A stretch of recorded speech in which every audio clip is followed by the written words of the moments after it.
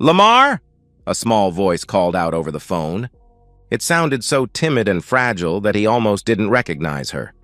It was obvious she'd been crying. He immediately fought back his rage. He desperately wanted to tear her world apart like she'd done his, but it would have been like clubbing a baby seal. With gritted teeth, he replied, "Yeah, I'm here."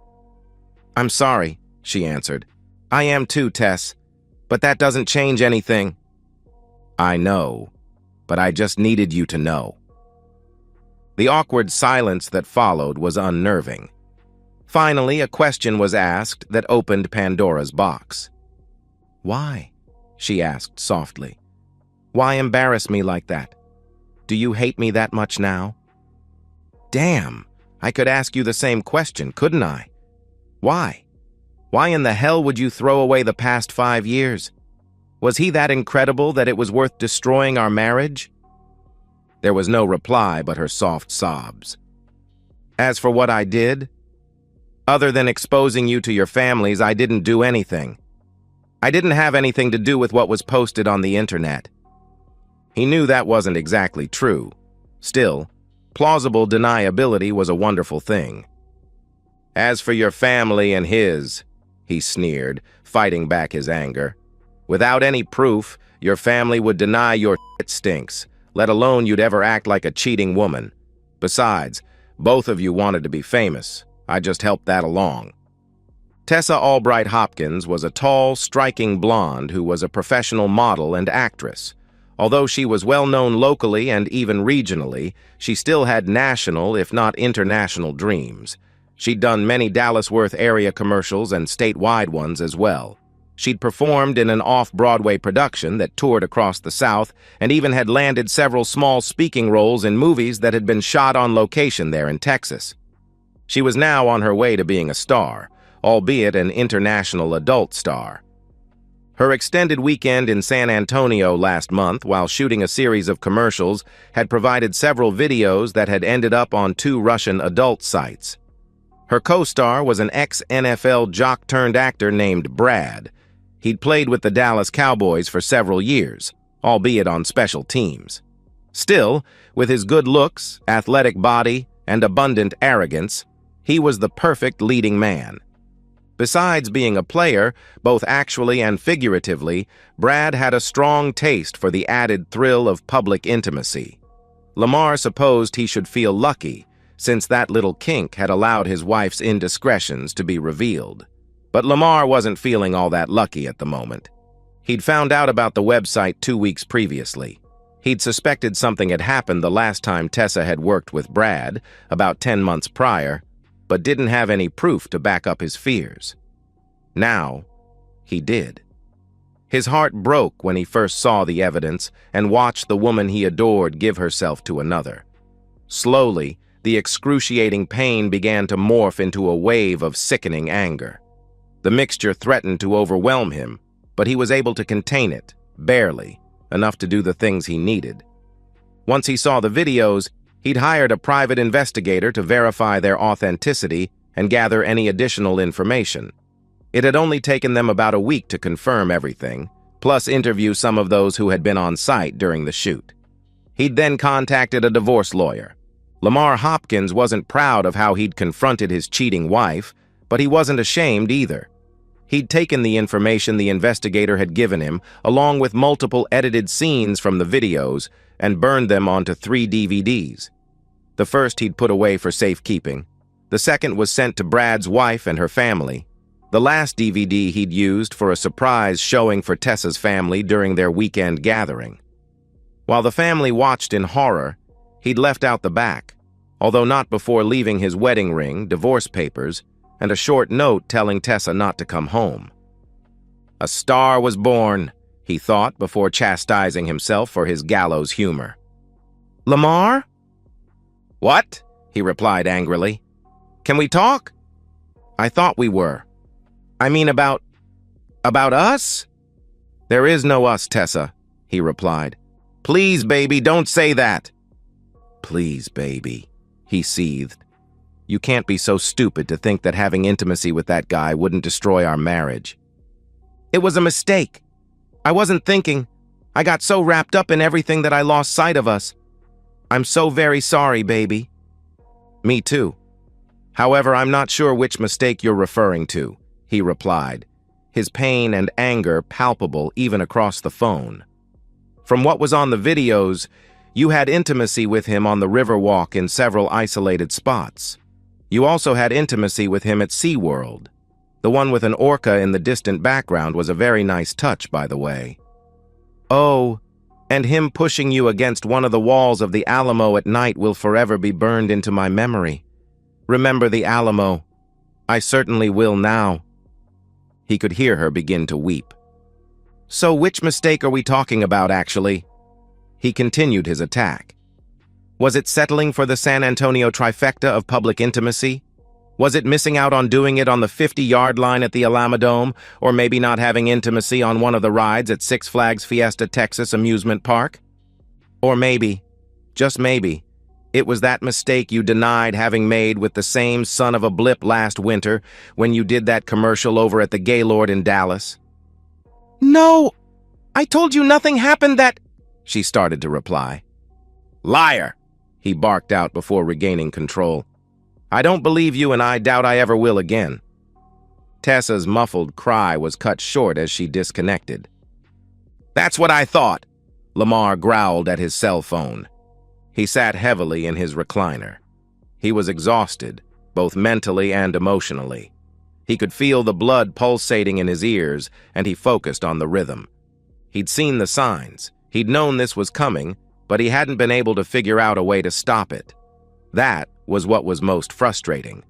He was good at identifying problems, finding solutions or workarounds, and implementing them, though never with something this personal, something this close to home. It was certainly within his skill set, since he was a project manager. He led a team of developers within the IT department at American Airlines. Silently, he reflected on how his marriage and his life had fallen apart. The first domino to fall, at least to his awareness, was 10 months ago. Tessa had spent several days at the Gaylord Texan Resort in Grapevine, a northern suburb in the DFW metro. She'd been shooting some commercials for a regional jewelry chain. It was an ideal setting with its smaller indoor versions of the Riverwalk and Alamo. It had supposedly been the first time she'd worked with Brad, and he'd noticed things had been off as soon as she'd returned. Several days later, he'd heard hints that something had happened during the shoot. He'd confronted Tessa, but she'd denied everything. She'd been so devastated when he'd accused her that his heart had almost broken as well. Without proof, he'd been left to wallow in his suspicion and uncertainty. He realized his lingering doubts were poisoning their marriage, but he wasn't sure how to resolve it. Over the next few months, things slowly returned to a fragile normal. When she announced the San Antonio shoot with Brad, all the doubts and fears resurfaced. She'd tried to reassure him that it was nothing but a professional shoot. When his concerns didn't lessen, she'd turned defensive. Lamar had tried to hide his personal struggles, but his anger and frustration seeped through. Tessa recognized it, but didn't know how to alleviate it. She ended up ignoring it, hoping to avoid another confrontation. His team at work saw through it immediately as well. Surmising the problem might be marital, it had been the two female team members, Kelsey and Kama, who had approached him. Kelsey, the self-appointed spark plug of the team, stood a couple of inches shy of 5 feet and weighed maybe 90 pounds soaking wet. She had bright red frizzy hair that surrounded her cute pixie-like face and piercing green eyes. Even though she looked like a teenager, she was in her late 20s. Kama, on the other hand, was a tall Indian woman in her early 30s. She always had an air of grace surrounding her, no doubt from her upper caste upbringing. Her striking beauty was marred only by a severe overbite. Still, her dark hair and eyes and her very womanly physique made her quite attractive. So attractive that the remaining two members of the team, Raj and Marty, followed her around like lovesick puppies. Slowly, both women had worn him down, and he eventually shared his concerns. Within hours, his team had assembled around him.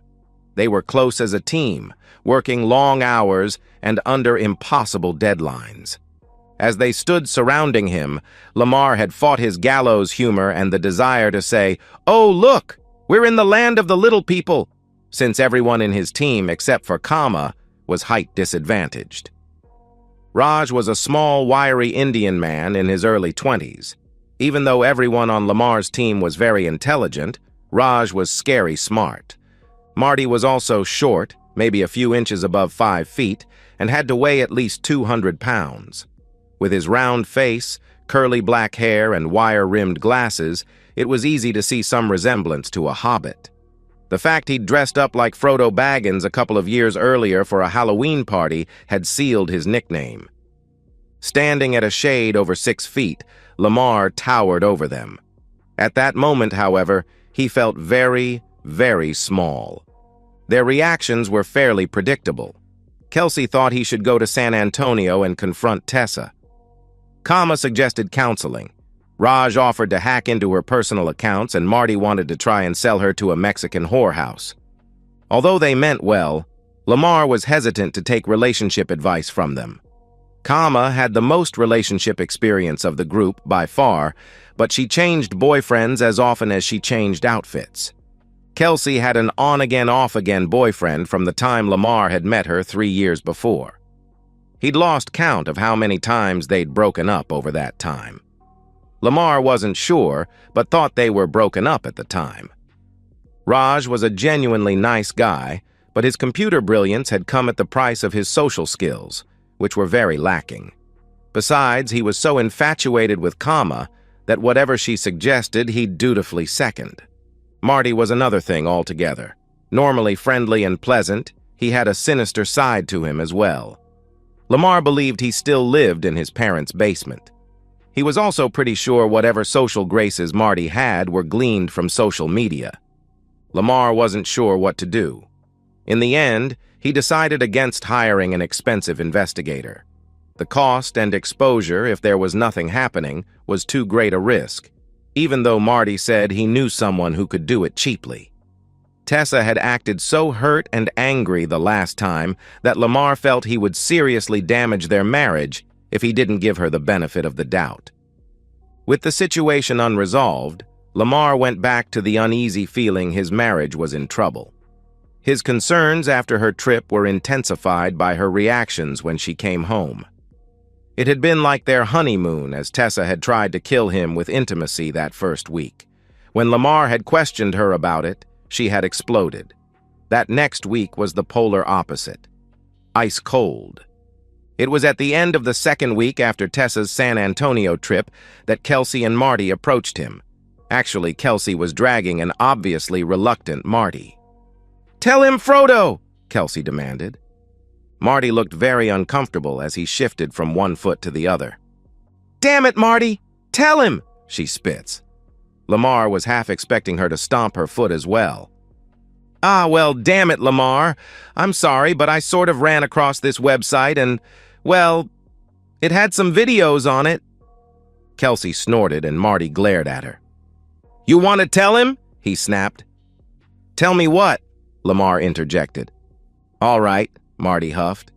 "Last night I kind of stumbled on a few adult videos." "Marty, I really don't want to hear about your latest adult video viewing escapades." "Well, you might this time. The blonde in those videos looked a whole lot like your wife." "Tessa?" he replied, the shock and doubt obvious on his face. Marty nodded. "I don't believe you." "It's true, Lamar," Kelsey interjected. "I saw them, and it's your wife and that Brad guy having intimacy in public places." "You saw it?" Lamar grimaced as his world began to slowly implode. "You were watching adult videos?" Marty couldn't hold back a snort as Kelsey's face turned as red as her hair. "That's not what I meant. Not that I haven't," she stammered. "Never mind that. Yes, I saw the videos, we all did, and they really are of Tessa." "Everyone's seen them?" Lamar growled. "Well, yeah," Marty replied. "They were on the internet." "And you're sure it was Tessa?" "I'm sorry, Lamar," Kelsey said gently, trying to defuse the situation. But I'm sure. Lamar sighed. I guess I'll need those websites. I'll take a look tonight. Sorry, Lamar, Marty said softly and gave him the information. Lamar almost didn't look at the sites that night. If they showed what he'd feared, then his 4-year marriage would likely be over.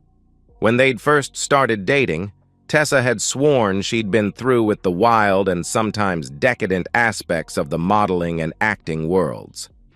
Evidence that she'd returned to that lifestyle couldn't be ignored. It would have to be acted upon. Eventually, he did watch them. Tessa was gone for a few days at an event, which allowed him to watch in peace. What he saw shattered any peace he thought he might have. It was the longest night of his life as he fought his demons. From the pain of being betrayed to the frustrated rage of watching his dreams burn in front of him, Lamar spent the night in bipolar hell. The next day, he began to pick up the emotional pieces. Piece by piece, he slowly regained the self-control he needed.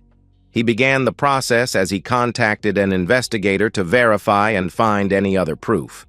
Other than that, he decided that he would wait for that report before he went any farther in ending his marriage. If it got to that point, he wasn't sure exactly what he would do. His team had other ideas. Leave the cheating woman, Kelsey snorted. I'll need to at least confront her, Kelsey, Lamar stated. Why? What could she possibly say? She retorted. Maybe she was drugged, Kama interjected. Oh, please, Marty laughed. You saw the videos. She'd have to have been drugged for days. You can't tell me that someone on the set wouldn't have noticed. Maybe she was being blackmailed, Raj offered. Yeah, and maybe she was hit by the Martian ray. Marty snorted. Martian ray? Both Kama and Raj asked simultaneously. Never mind, Marty laughed. Still, you're going to leave her, right, Lamar? Kelsey added. I suspect that's what will happen, Lamar said grimly. I have an investigator gathering up the facts. I suspect my marriage is through, but I'll still need to confront her. If I do leave her, I'm not sure exactly how to go about doing it. Just leave, Raj said matter-of-factly.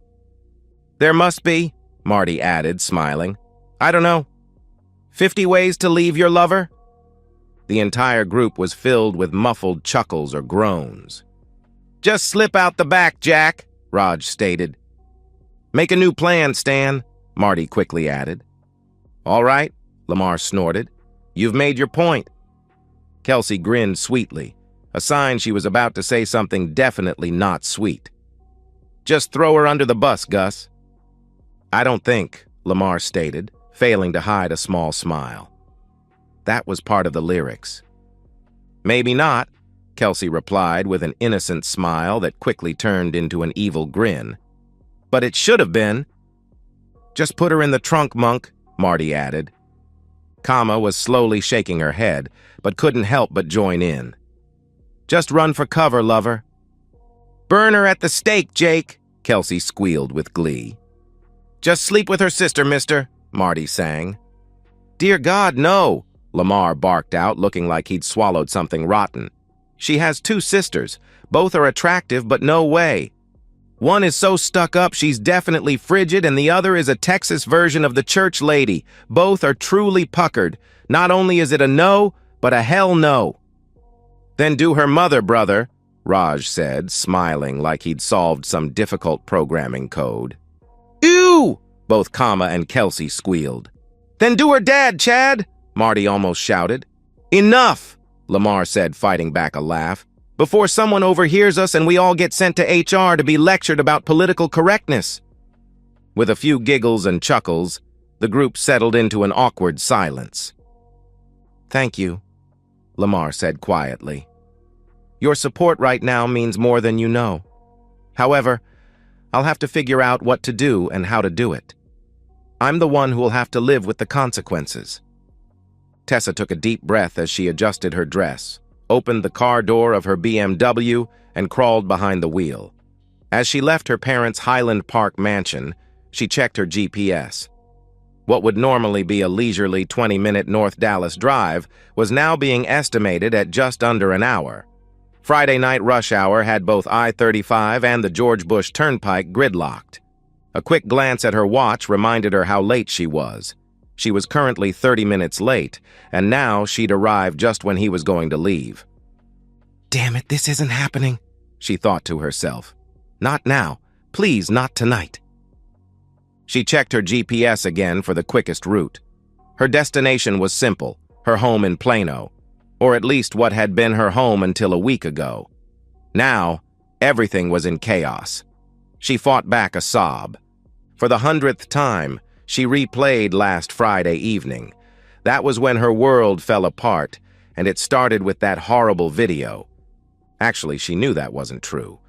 Her world had started to unravel almost 10 months earlier when she'd allowed Brad to cross boundaries that should have been reserved only for her husband.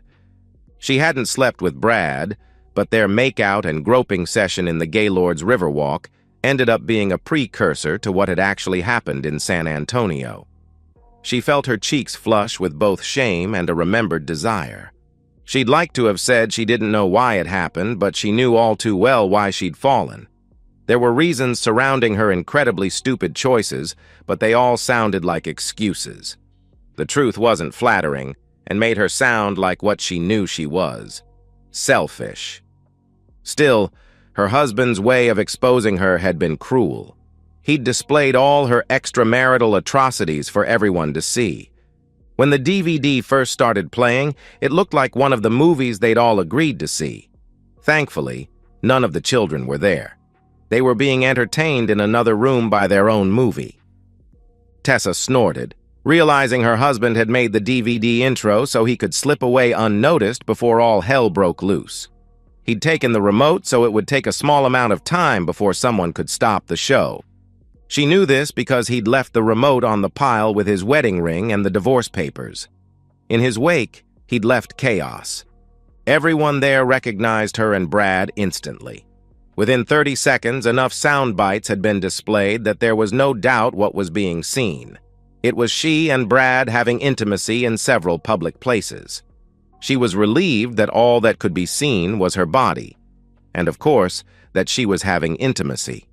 Thankfully, whoever had shot the video hadn't had access to their hotel suites. Having her family see this was very bad. But seeing her in a compromising situation with Brad and a young makeup artist, her family reacted as she'd expected. Her mother was shocked and just cried, while her father glared at her in disapproval. Her brother gave her an ugly look as he escorted his embarrassed girlfriend out of the room. Her overly pious sister and brother-in-law couldn't even look her in the eyes as they left. The other sister haughtily walked up to her and slapped her. As she and her husband walked out, Tessa couldn't help noticing the way that brother-in-law was leering at her. Needless to say, the party ended shortly thereafter. All that was left was to assess the damage and begin to clean up. The divorce papers were obvious, but it was the note Lamar had left that was the most telling clue of what he was thinking. The letter named the Russian websites and confirmed Lamar had contacted a private investigator.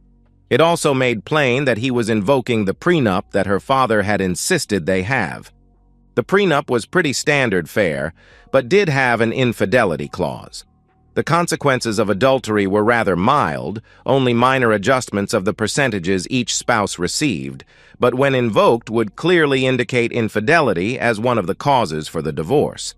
In a no-fault state like Texas, that at least carried a little weight. Tessa couldn't help but shed a few additional tears as she thought about his letter. It was short and to the point, much like Lamar, but it was filled with so much pain and anger. It simply stated that she shouldn't come home without calling first. He'd changed the locks, and since their house had been his before the wedding and covered under the prenup, he wanted all of her things out before the end of the weekend. He went on to call her names, things Lamar would never have said to her before. She knew there was some truth in those labels, but knowing her husband now thought them about her hurt deeper than she'd ever imagined. Tessa pulled the Beamer onto the George Bush and began jumping lanes, trying to make up for the lost time. Unfortunately, the Friday night traffic wasn't going to allow any of that. She tried to stifle another small sob as she accepted the fact that she was going to be over an hour late before she got home. She would have to call Lamar and tell him. "It's not like he'll be surprised," she scolded herself. "I haven't ever been on time for anything during our marriage." She steadied herself as she dialed his cell. "Hello?" Lamar's harsh voice answered. Tessa froze. Her stomach seemed to turn in knots, and more tears began to softly run down her face. She'd hoped that his anger would have started to lessen by now. They'd talked so many times this past week, and each time she could sense he was dealing with the pain better. Unfortunately, his anger hadn't faded at all. "Tessa?" "Hi, baby," she said, forcing herself to smile. "It's me." "Damn it, Tess, I told you not to call me that." Undaunted, she continued. "I'm sorry, sweetheart, it's just so hard not to. I promise I'll try to do better," she said, knowing that was a lie. She knew that any chance she had to save her marriage relied on keeping him thinking of them as a couple. "Why are you calling, Tess?" "Oh, Lamar, I'm caught in traffic," she said with a hint of pleading in her voice. "I've been here for I don't know how long." She was only met with silence. "Lamar?" she asked gently. "I told you, Tess, that if you wanted to talk to me, I'd be here until 7 tonight. I have another engagement that I need to be at by 8, and as you've said, traffic is really bad at this time of day. I would think that saving our marriage would be more important than some get-together," she snapped in frustration. "If that was true, then why the hell wasn't it important enough for you to be here at the agreed-upon time? What was so important that you're going to be at least an hour late for this oh-so-important meeting? Delayed at the hairdresser? Couldn't you choose what to wear? Couldn't work it in with your other commitments?" "Please, Lamar," she said quietly. "Please don't be cruel. I know I messed everything up. I love you. I know you don't believe that, but I do. I need to talk to you face to face. I need to see you. It's been a week. Baby, I need to tell you how sorry I am and to explain what happened. I want to show you that I believe we are worth fighting for." "Tess, we've already had this discussion at least a dozen times already this week. But not face to face. It's always been by phone. I need to see you, Lamar, please." "All right, I'll call and let them know I'll be late. But it'll only be a little late, maybe 30 minutes or so." 30 minutes? Is that all our marriage is worth to you? "Are you kidding me?" he barked. "Do you really want me to answer that? I'll see you when you finally get here." As she heard him disconnect, a sense of despair fell over her. Her marriage wasn't just wounded, it was on life support. Her husband's greatest fear had become a reality. How could they hope to overcome that now? She prayed that he'd be able to do something almost unthinkable, trust her again. How do you convince someone to not be afraid when you both know damn well that they should be? Tessa sighed, thinking back. She'd joined the other desperate hopefuls when she'd begun modeling at 14. By 18, she was frequenting catwalks all across the South. It only lasted about 14 months. By that time, her body had fully developed, and she was borderline too busty for the fashion runway. When one door closed, another opened, and she became a lingerie and bikini model. To supplement her career, she branched out into acting as well. By the age of 22, she was tiring of the lifestyle. She still loved the work, but the sexual expectations, the casting couch propositions, and the hard partying were wearing thin. Then she'd met Lamar Hopkins. He didn't have model good looks, but he was in good shape and was boyishly handsome. His quick wit and humor made her laugh, and she was certain she could easily get lost in those dark brown eyes. They dated casually for the first several months, but soon Tessa realized Lamar was the one she wanted to spend the rest of her life with. He was her rock, her safe harbor from the chaos of her world. Whether it was simply resting in his arms watching a Texas sunset, or spending a night of passion entwining both their hearts and their bodies, Tessa knew this was what she desired. It was what her heart and soul cried out for. While Tessa was certain about them as a couple, Lamar was not.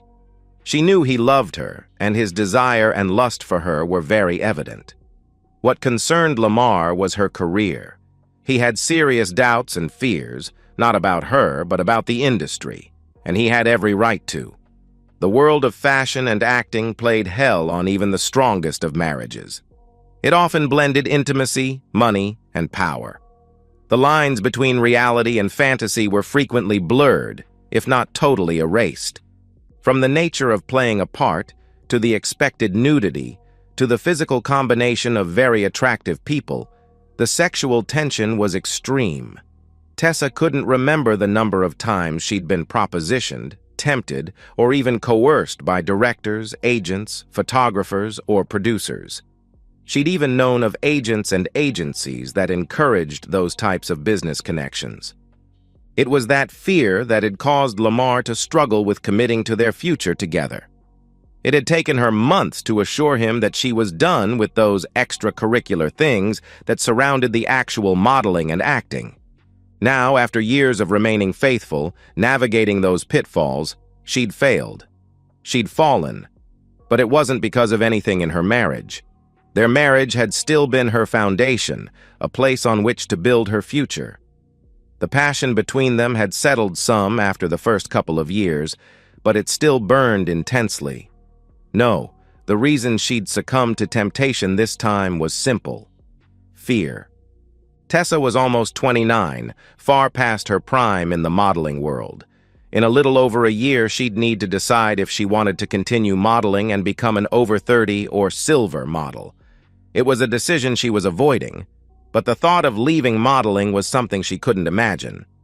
She'd seen others who'd tried to hold on for as long as they could. Their desperate attempts to extend their careers had saddened her, and the thought she'd soon be at that point terrified her. Another option would be for her to really pursue her acting. In order to do that, she'd need to move to LA or New York. Both were daunting since she wasn't even a big fish in her current little pond. A third option was the one she had trouble even talking about: changing careers entirely. The few times she and her husband had discussed it, things had gotten very emotional, and harsh words had been exchanged. She realized that most of those words were hers, and she lashed out primarily out of fear. "Please, God," she silently begged as she drove, "don't let him ask me to give up my dream. I know that it's going to change, but please."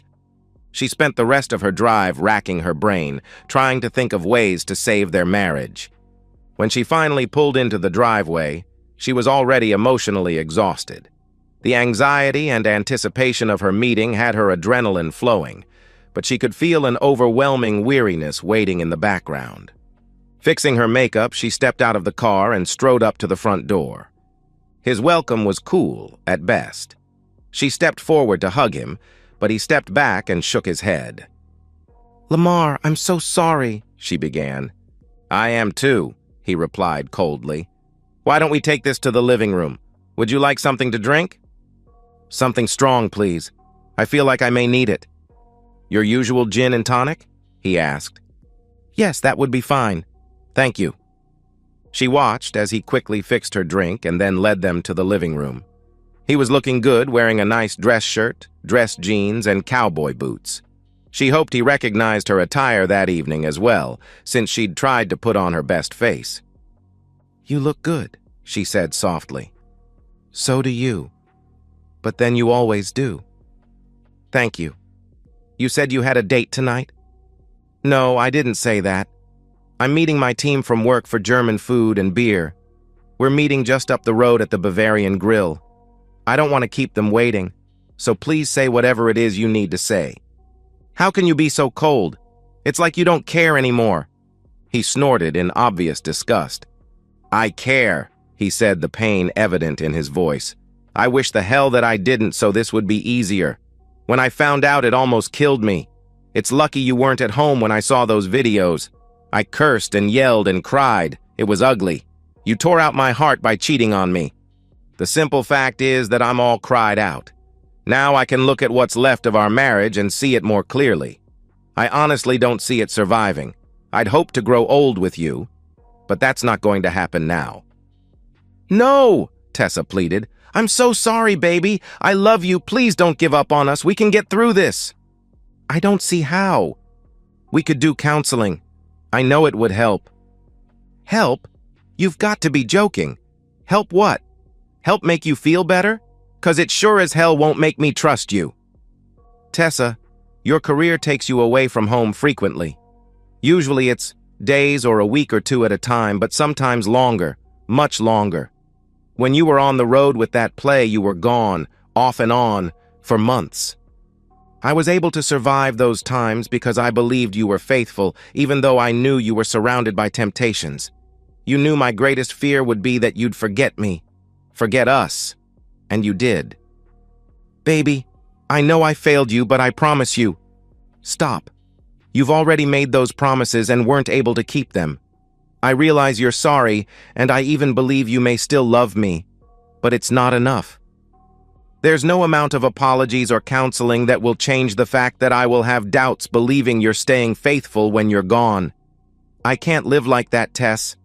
I'm sorry, but I just can't. Please, Lamar, please try, she cried. You can't, he started, then paused, regaining control of his emotions. Tess, do you really understand what you did? You didn't just fail, you threw me away. No, I just got wrapped up in that stupid fantasy world and ended up betraying you. I failed us. No, he shouted, stunning her. You threw me away. You didn't just cheat on me, Tess. Unless you suddenly turned into a huge exhibitionist, you disregarded our entire marriage. You not only gave yourself to another, but you did it publicly and multiple times. That's like taking disrespect and smothering it with humiliation for me.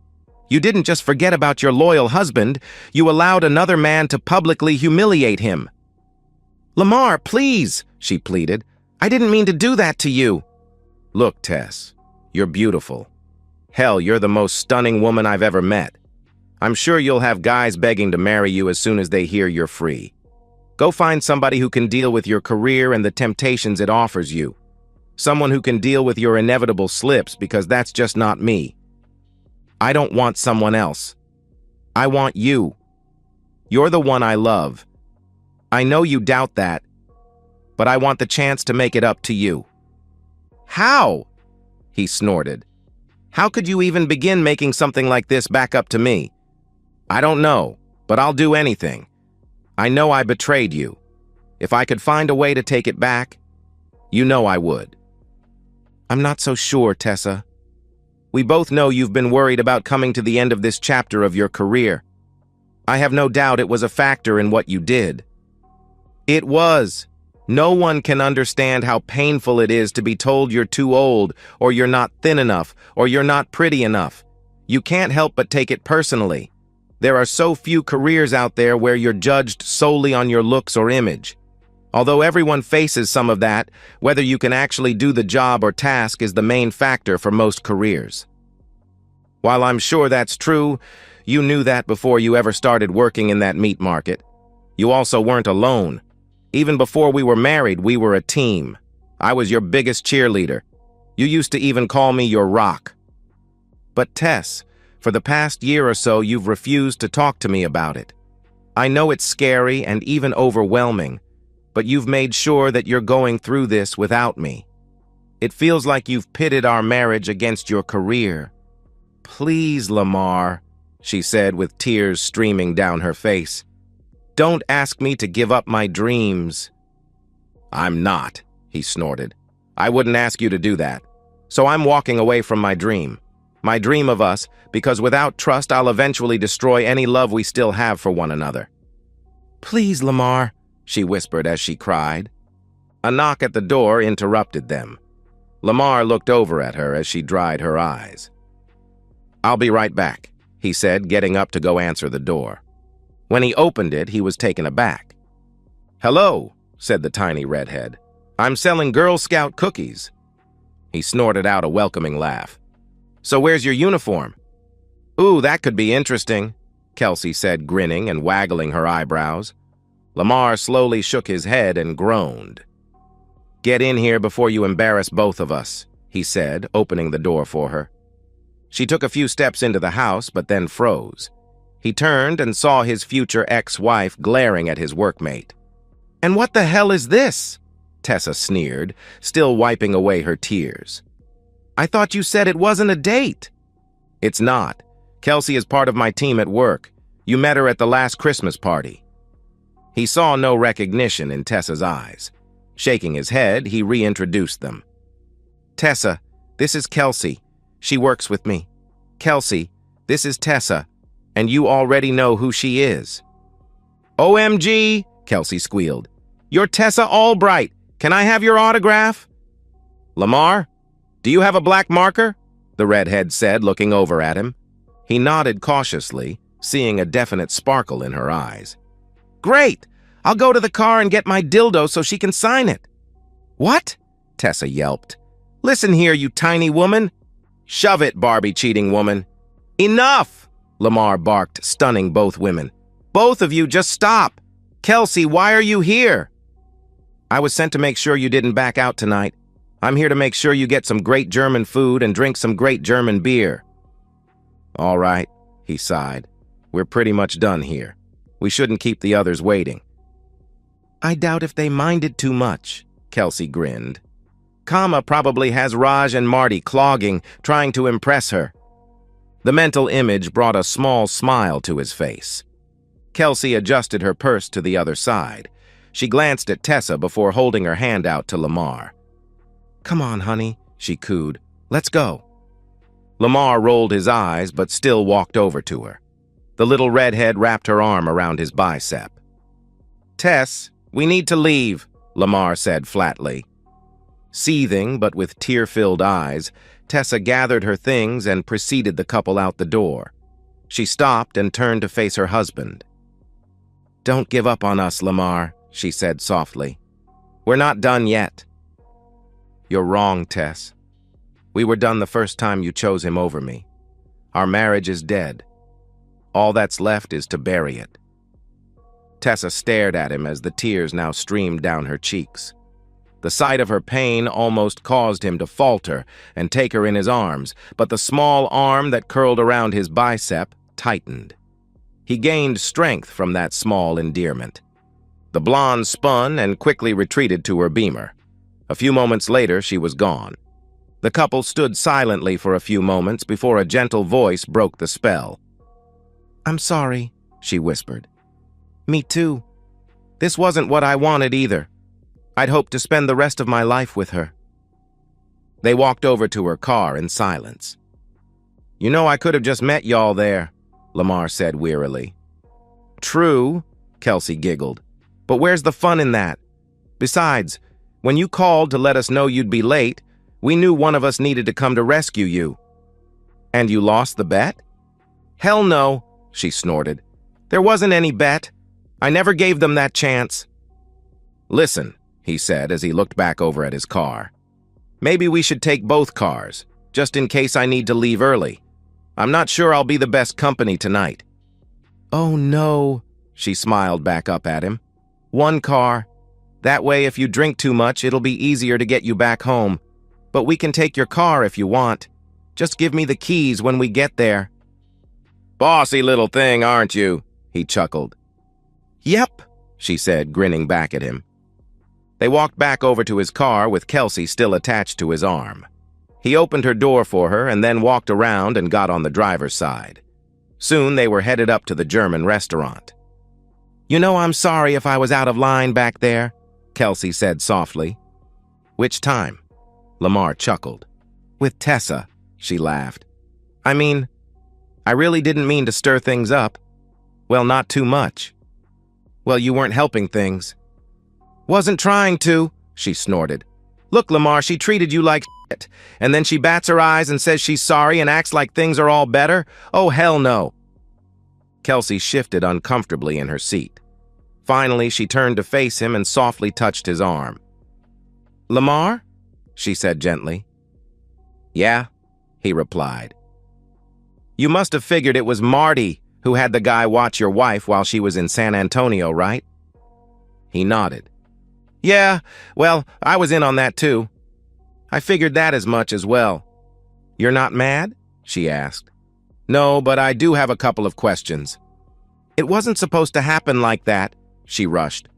The guy who filmed it wasn't supposed to sell the videos to some adult site. Marty said the guy wasn't actually an investigator and Marty hadn't paid him anything yet. Then, when the guy took those videos and they were in public, well, he made a little money selling them. Lamar, please believe me. You weren't supposed to be embarrassed like that. I'm so sorry. All right. I guess I can see how that happened. I can even understand Marty's involvement, but why yours? Even in the early evening, he could see a blush slowly creeping up her neck and cheeks. Slowly, she took a deep breath and continued. Because when you mentioned your fears, I knew it would be hard for you to do what it would take to find out the truth. When someone suspects their spouse is cheating on them, there's a real good chance that they are. When I found out she was, I wanted to protect you. You don't deserve that. You deserve someone who will love you enough to keep their damn legs together when tempted. Well, I agree. I deserve someone like that. Then again, everyone who enters into a monogamous marriage deserves that. But you haven't answered my question. Why? Kelsey's face froze momentarily. Then she fell back into her seat, staring wide-eyed out the front windshield. Because you're a friend and I care about you, she said weakly, never taking her eyes off the road ahead. And you care about me? Like a friend? He replied gently. The little redhead sat frozen as her emotions played out across her face. Finally, she dared to glance at the man sitting next to her. A small, knowing smile was plastered on his handsome face. Jerk! She huffed, then turned and looked out her side window.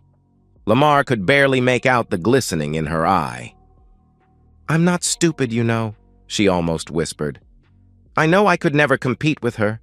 She's a model, and she's so damn beautiful. You know, he interrupted, it makes perfect sense why Tessa would cheat on me. Just look at that guy, Brad. GQ looks and athletic body, an ex-Dallas cowboy and famous, at least in this part of the country. No way in hell I could ever compete against that. No, she can't be blamed for falling for someone like him. What the hell are you talking about? Kelsey shouted. Not to blame. Holy shit, are you serious? It shouldn't matter if he was a Greek god. The fiery young woman froze, staring at his smile. Listen, Kelsey, he said softly. I understand what you were trying to say, but you're wrong. Sure, Tessa is beautiful, but that's only on the outside. That's just a package wrapper. It's flashy and colorful and draws attention. Lord knows it drew mine. But that's all it is, a wrapper. What's most important is what's inside. What all this has shown me is that what's inside my soon-to-be ex-wife isn't that special. I don't know what is an act and what's real now. I know she's afraid her modeling career as she knows it is coming to an end, but she won't deal with it. She won't even talk about it and has no intention of giving it up. As long as it's me versus her career and the career keeps winning, our marriage was doomed. I'm sorry, he continued. That wasn't where I meant for this to go. It's okay, she replied gently. No, what I wanted to say was that looks are important but nowhere near what's inside. And Kelsey, you're more than attractive enough for any man. Kelsey peered at him until he had to turn away and focus on the road. She continued to stare silently at him for several seconds as he refused to make eye contact with her and shifted uncomfortably in the driver's seat. So, she finally cooed softly, you like my wrapper? He snorted. Yeah, you're very attractive for an Irish elf. Shut up, you jerk, she laughed. Besides, I've heard some really explosive things come in small packages. You have no idea, but you might, if you play your cards right. Ah, Kelsey, Lamar stammered. Relax. I know it'll be a while before you're ready, she said with a smile. But when you are, I hope you'll think of me first. Until then, she said, waggling her eyebrows, causing them both to laugh. You know you actually did it, don't you? She continued. What? He asked. You found your own way to leave your lover. You made her a star, Lamar, and got free. They both chuckled as she gently reached over and brushed a hair off his face. "You know it's really going to be okay, don't you?" she whispered. He nodded. "Yeah, in time it will be." He realized that the days ahead would be dark, but he also knew he wasn't alone. Not only did he have friends and family, but he also had someone special. Whether that would grow into something or not, he didn't know, but there was hope. A new chapter had begun. And that's the end of today's story. If you enjoyed it, please give this video a thumbs up and drop a comment below. Your support helps the algorithm push my content further. If you're new to the channel, don't forget to hit that subscribe button. It really helps me keep creating more stories for you. Thanks for watching, and I'll see you in the next one.